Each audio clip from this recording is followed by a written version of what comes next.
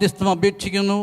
ഞങ്ങളുടെ ഓരോ ജീവിതത്തിലെ പ്രശ്നങ്ങളിലും വിശുദ്ധ ദേവപ്രാസ്യം ഇടപെട്ട് ഞങ്ങൾക്ക് അനുഗ്രഹം നൽകുന്നതിന് ഈ പതാകയും ഒപ്പം തന്നെ ഇവിടെ ഞങ്ങളുടെ വിശ്വാസവും ഞങ്ങളുടെ കുർബാനയും ഞങ്ങളുടെ നൊവേനയുമെല്ലാം ശക്തിദായകമാകട്ടെ എന്ന് പ്രാർത്ഥിക്കുന്നു. ഈ പതാകയെ ആശീർവദിക്കണമേ, ഇപ്പോഴും എപ്പോഴും എന്നേക്കും.